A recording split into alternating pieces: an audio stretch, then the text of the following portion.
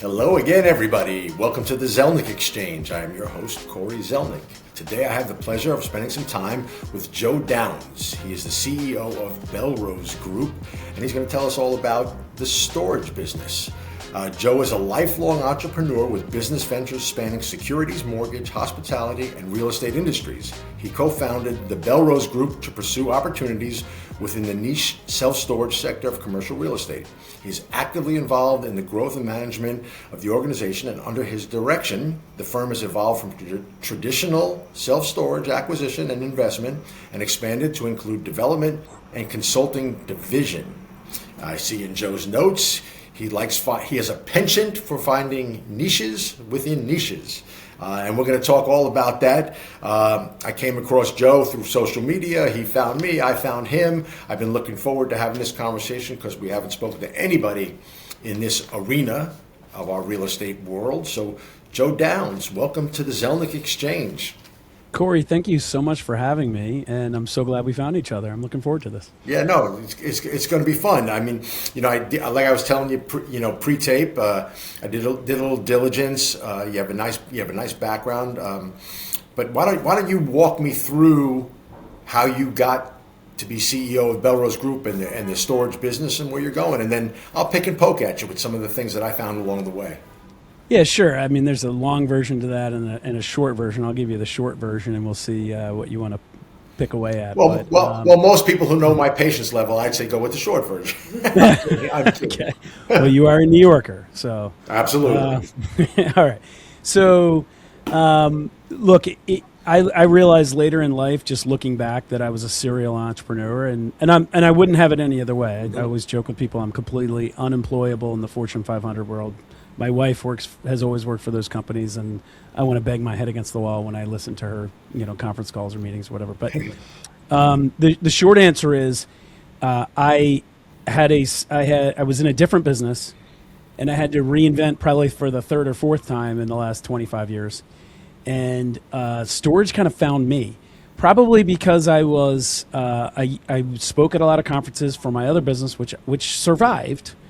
I had to reinvent, but we survived, and so we buy distressed debt, which is why I was up in New York yesterday, as we mentioned before. But there was a period of time where we couldn't buy distressed debt, and so I realized that company wasn't really a company; it was a hobby. And when in my reinvention again and trying to find something to build as a company in real estate, because I was in real estate, and distressed debt we were buying debt on real estate, so we were still in real estate. And I got an email from a guy named Scott Myers, who probably picked up my email from the many alternative investment conferences that I'd been attending and speaking at, on debt. And I got the email, and I'll be brief on the email. The subject line was real estate without toilets, tenants, and trash. In fact, he still says that. All right. Which got me to open the email. That's not what sucked me in. Well, that's a win. Email. By the way, that's a win for the sender. Right, that's right. A win for the sender. I opened the email, and there was a line in the body of the email that said something to the effect of 80% of all storage facilities are owned by mom and pop owners. Now, this was probably circa 2016, 2017. And I went, whoa, that I would not have guessed. Okay. I didn't know anything about self-storage, and I'm telling you, Corey, if you asked me to describe self-storage the day I'm opening this email, I probably would have said, I don't know, those places that look like they have a lot of garage doors that are usually bright colors, right? Sure. That's the extent of my knowledge. I've never rented a unit before, never needed to. Mm-hmm. I know nothing. When I say know nothing, I mean I know nothing about self-storage. And so, but that line got me really interested to learn more, because I'm coming out of an industry where I'm buying second mortgages, charged off residential second mortgages, so distressed residential second mortgages. So let me. I want to jump in with a question. I apologize. So why you had said that the distressed debt business, you looked at it as a hobby? Why was it just a hobby as opposed? Because I couldn't control the flow of the sales. So the banks were actively selling after the mortgage meltdowns. 8 and 9. Whenever you right. We all decided stopped, and then we started the upswing again. Mm-hmm. They were selling off that debt, and so business was good. Not to get political, but a new administration came in. They created the CFPB, the Consumer Financial Protection Bureau, CFPB, and that, what we found out later, it somewhat illegally put onerous restrictions on banks. Okay. It basically made it hard for them, or it made them not want to sell. It made them not worth it to sell debt. All right. And so that effectively put us out of business. We didn't buy loans for 3 years. So that's why I say it was a hobby, not a business, because I couldn't control it. Okay. It's a very lucrative hobby today.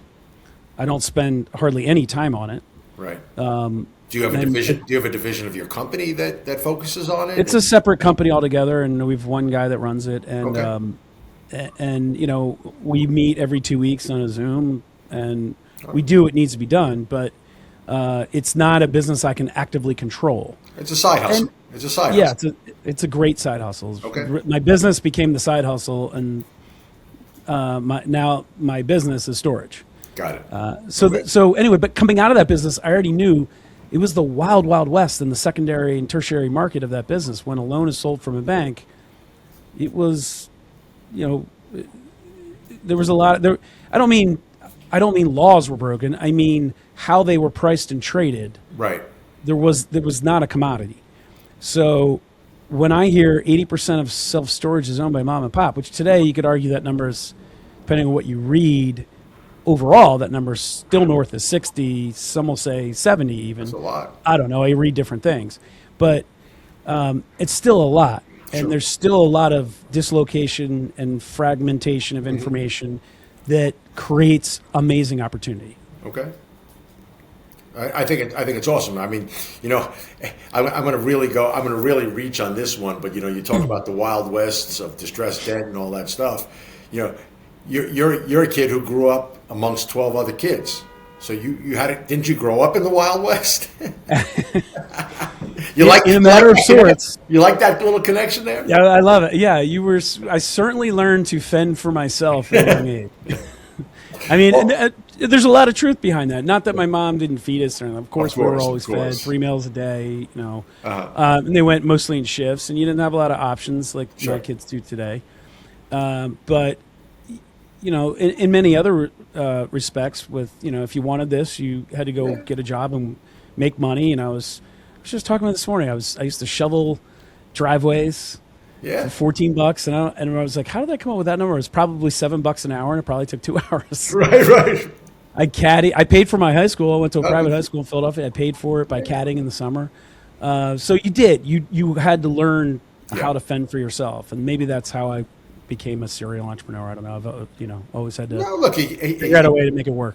No, it gets ingrained in you. It gets ingrained in you. You're from Philly your whole entire life. I know you graduated from Villanova, but are you Philly born and raised? Since I was 7, I was an Army brat before that, so I moved around a little bit. But yeah, since I was 7, I've been in Philly. So nice. You and I have not seen eye to eye on sports my entire life. Yes, and we probably never will. That's true. And I respect you for that. Thank you. It's funny. I have a friend he's from Westchester County here in New York, and he is nuts over the Eagles, like bonkers. Loves the Eagles, and I'm like, why? And he's like, I don't know. I just got attracted to them young. He wears sneakers that are Eagles, Converse All-Stars that are made to be Eagles sneakers. He has Eagles underwear. He's at the game in the bitter cold wearing 19 layers. You know, he's more of a fan than I am, I guess. Well, he's a little bit younger, and so all those things. But a huge Eagles fan. But I remember, and I'm sorry to divert. I'll pull you back. But growing up, I went to summer camp, and there was one year, another camp joined with our camp. It was a merger. Basically, it was a merger of 2 camps. But the other camp came out of Philly, and so there was like immediate warfare. It was immediate warfare, and I'm dating myself, but this goes back to when there was a hockey team that's still called the Islanders, and they had to beat the Flyers a few times along the way. You had a lot of that stuff. So it was fun. If we're going back to where I think we're going back to, I think you won out on that one. Yeah, I think we did a few times. Three straight years. Let's come back to the show. So by the way, if your friends listening, go Birds. Yeah, there you go. So let's play on more on this whole storage business. How many do you have in development? Is it a constant new stuff every day? Is there volume? I'm in the retail leasing business. There's constant stuff all the time. How does the storage business sort of move? And one last thing before I'm sorry, long question. I remember not early on, but 15, 20 years ago, when the storage companies, and I forget which names they were trying to come into the New York market a little bit bigger, and these were name brand companies. Their underwriting only worked if they owned the property.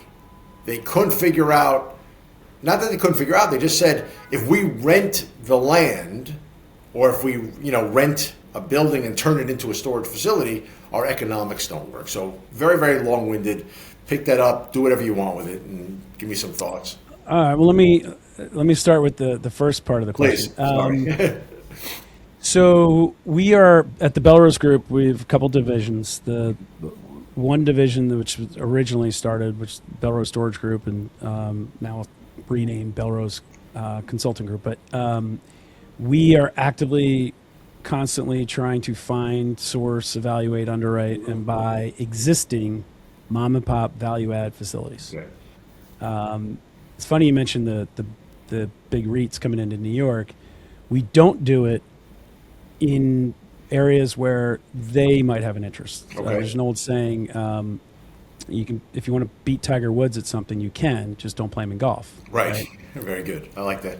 I still don't think I could beat Tiger. In fact, I know I couldn't beat Tiger Woods at golf, even with all these right. points. But in any case, so and actually this will tie back to the original point I was making about 80% mom and pop. Sure.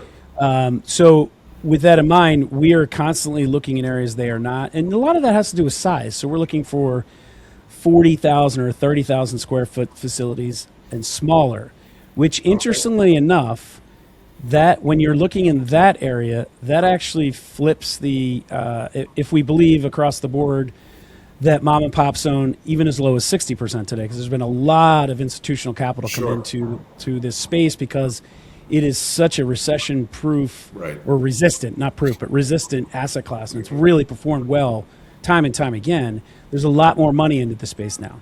So where can we play where we're not running up against the big boys? Well, in that 30 or 40,000 and smaller.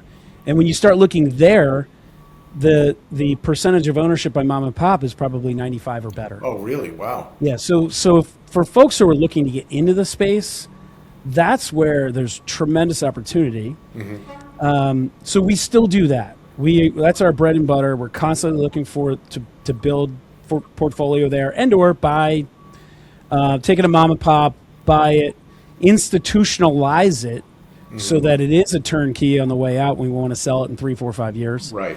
And so sometimes it's hard to say. Every facility is different. Sometimes we say, all right, we're going to hold on to that one.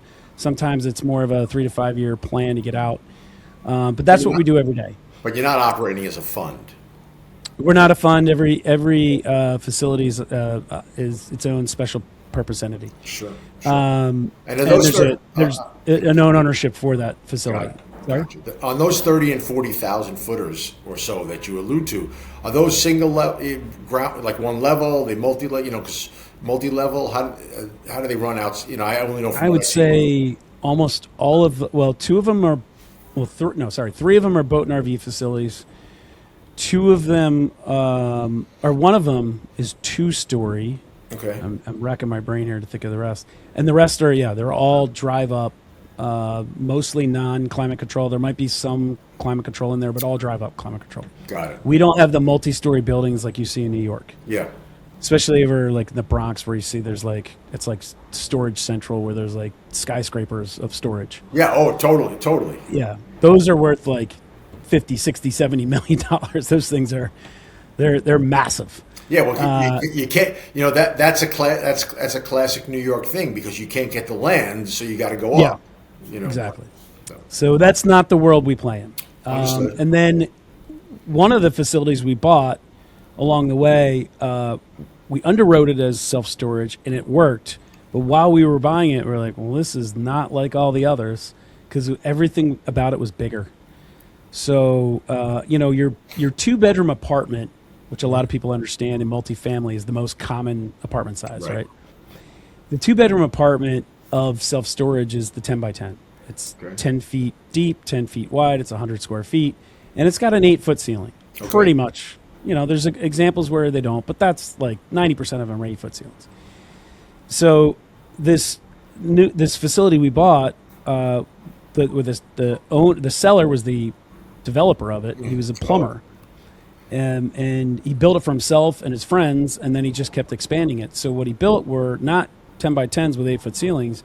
He built 500 to 1,000 square foot units with 14-foot ceilings, huge roll-up doors. You can drive your truck in there with your ladders on top, or an RV, or a boat on a trailer, right? So he called it contractor storage. There you go. But in it was contractors, boats and RVs, guys with really high-end cars that was like their hangout where they played with their car or whatever they did. Right. So, and this was the greatest facility we ever bought after we bought it. And from a management standpoint, you name it. And we got to looking at it and going, well, wait a second. In self-storage, B2C, business to consumer, Corey, you're storing your stuff in a 10 by 10 I own. And to you, it's a treasure. But at the end of the day, if you don't pay, it's really not worth much, right? To you, it's worth the world. To the public, it's worth next to nothing. Right. It's junk. To you, it's treasure. To them, it's junk. But in the contractor storage, when you look at the contents of what they store, if they don't pay, oh my goodness, we're talking tens of thousands to hundreds of thousands of dollars sitting in that unit. So it flips the whole. But do they walk away? I mean, No, that's why the default is 0. Right. That's the point. Yeah, I was going to say, because that to me, that's I can find a way to connect that a little bit to what I do on a retail level. You're not going to walk away from a store. You just you have inventory in there, right? You're going to find a way to liquidate and get out. So, and then everything, the management of it, everything about it, we said, wow, this is interesting. And then we started looking at the paradigm shift that was happening in e-commerce. And who needs space that, by the way, 1,000 square feet or less, or even 2,500 square feet or less is really hard to find in that flex kind of space. This is where it kind of drips over into small bay flex, which is, do you have an office or not? Okay. Right. And there's a difference in how these things are leased. So we're month to month because we're storage. Small bay flex is, maybe a 3-year lease. So, but the point is with e-commerce and the demand that Walmart and more importantly Amazon, the pressure they have placed on warehouses everywhere, which if you own the warehouse is fantastic because your rents just doubled or tripled and your values have gone through the roof. But think about your tenants, those small businesses, the contractors, even small businesses that just are storing inventory. Or there's 1,000 use cases. They're all getting forced out of those bigger spaces and they're looking for homes. So there's a demand that's happening for this product. Interesting. So we said, look, we own one. We know how this works. Why don't we go test the market and build this in other places? So that's what we've started to do. I didn't want to call it contractor storage because I also am a home for boats and RVs. There's another boat and RV play to this, which is it's really hard to build boat and RV facilities because the municipalities don't want them. Right. So here's this enclosed boat and RV facility if you want to use it. And what we had, we own this one in Wilmington, which is our prototype.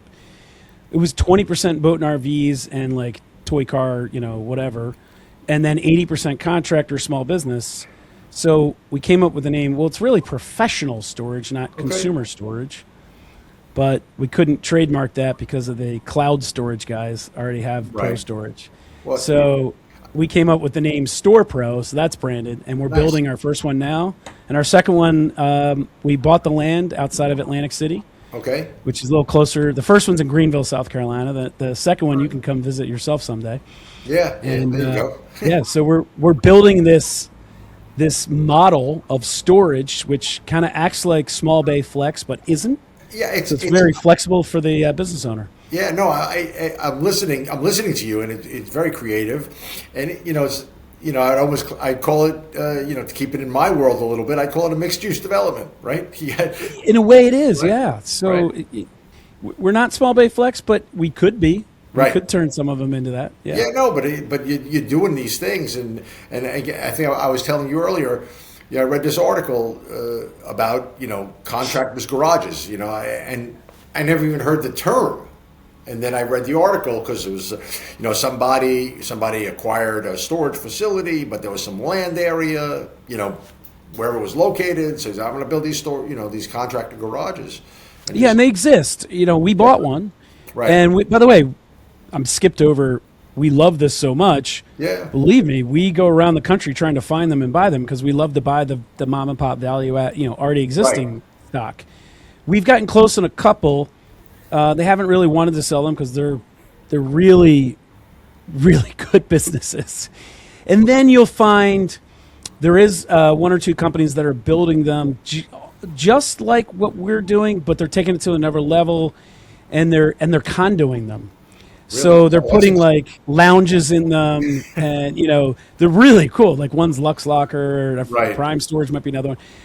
Prime Storage, I think, is doing what we're doing, but they're selling them as condos. Lux Lockers, they're like private hangouts for the take the the Bugatti that you want to keep in this place, and they're adding a lounge there, and these guys are buying those. So there's a place and a model for that as well.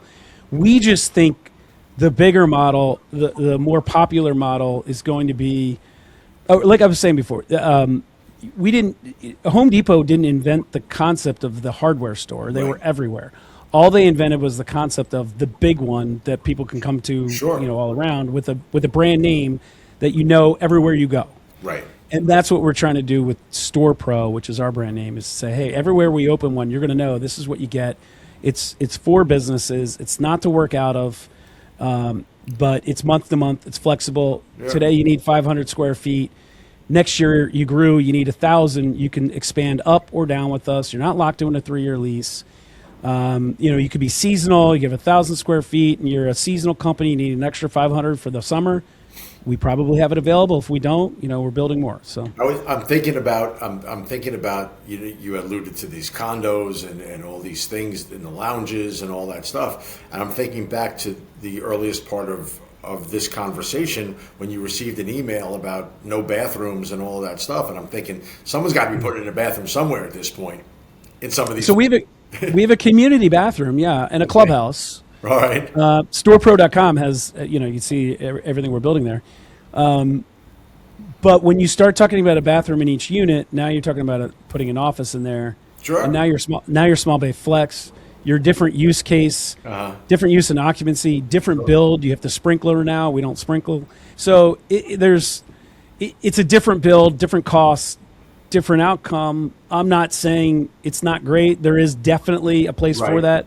We're actually in that business as well. We're about to build a small bay flex. They're cousins of each other. They're just slightly different use cases. No, it's very interesting, and I'm sure you can only imagine what goes on behind some of those closed doors, But as long as they're paying their rent, who cares, right? Yeah. So we dove into this storage and that's why I wanted to speak with you, but early on, and thinking, again, doing some of my diligence on who you are and what you are, I saw that you. Now I'm nervous. What else did you find? I told you I got no gotchas. Relax. But you did. You were selling talk. You were doing talk radio sales, and it jumped out at me because I do. For the Big Talker 1210 WPHT Philadelphia. Oh, there you go. That's fabulous. I do some talk radio here, and years ago. Someone, before I got into the real estate business, I thought about, I didn't think about it. Someone said, hey, there's an opportunity to go do radio sales. And just the conversation, I wanted no part of it. Did you do it for a long time? No, it was not what I wanted to do. This was one of those, you need to pick yourself up off the floor. Gotcha. I would, since I'm from Philly, it wouldn't be right of me not to reference Rocky. So, and under the guise of it's not how hard you get knocked down, it's how you get back up. Absolutely. I got knocked down. Okay. Pretty hard. Good. When I was 31, I think. Mm-hmm. I was broke. I just lost money. I left being a financial advisor to open a bar because every 30-year-old guy should, right? Of course. Don't, if you're listening, don't. Yeah, But anyway, believe me, believe me. I have the utmost respect for successful restaurateurs, Yep. especially ones that open multiple locations. That is a gift. That is a Sure. skill. I did not. I was not cut out for that. I got my ass kicked, and I lost a lot of money. I owed a lot of money, and I got rent to pay now. I'm single, fortunately, and so I only have myself to care for. But taking that job selling radio was just getting me back on my feet. No, it's good for you. And, I mean, you learn. But Yeah. but Corey, Yes, sir, that Joe. Yes, Joe. that was my entree into real estate. I always wanted to get into real estate. Okay. Had a mental block that I couldn't. Now, to be fair, we didn't have podcasts like this back then, No. right? This is 2004, maybe something like that. Oh, you 3, just got 4, and something like you just got rid of your rotary phone, right? I probably had either a flip phone StarTAC or a Nokia, which was there was no smartphone, there was no podcast to listen to tell me no, you can do this. Right. There was only your own will and fortitude Sure. and need to survive. So Well, look, and that's a credit. It's a credit to you. At this stage of life, most of us have gone through our bumps and bruises, and Yeah. you could allude to, if you're talking to me, you can allude to Rocky all day long because I'm, fanatical about it as much as most guys probably would be, about getting knocked down and getting up and getting. I happen to have I have a very cool picture in my office of me, Sly, and Ray Liotta when they did the Ray Copland. Liotta. Yeah. Oh, Copland, right? Oh, what a great movie! Yes. So I have a picture of the three of us. How did you get that? So there was a talk show back in the day called the Rosie O'Donnell Show. I remember it. And so through my ex-wife was representing Ray Liotta at the time, and everyone was backstage. The Rosie O'Donnell Show that day was a Copland show.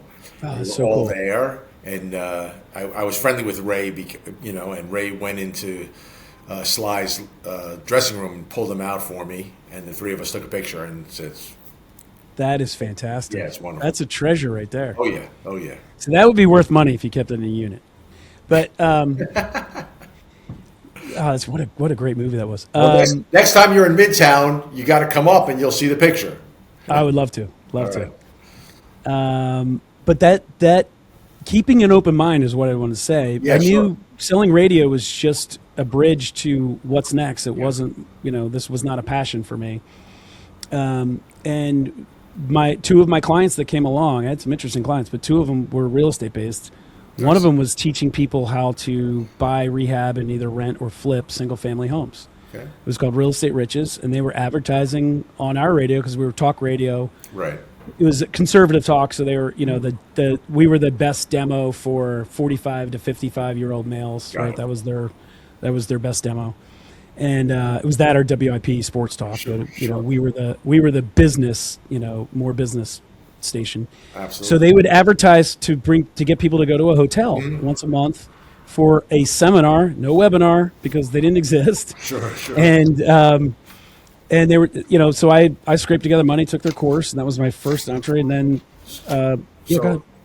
So let me ask you, in some of the homework I did on you, is this the seminar during the 2009 World Series that you missed? No, that's another one. All right. Again, really, That's just out to prove to you that I do homework on my, You on my do some desk. serious homework, sir. And I love how you brought that one up because you're probably a Yankees fan.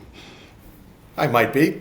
Okay, so if you did that homework, who was on the mound? There was Phillies Yankees Yep. and Cliff Lee on the mound. It was Game 1. Yeah.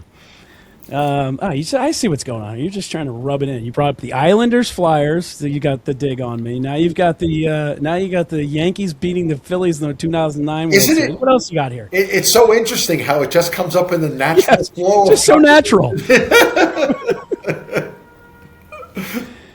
I'm going to interview you one day, and we're going to start talking about the miracles at the Meadowlands. I look forward to it. Who's that guy? Herm Edwards? Deshaun Jackson. Yeah.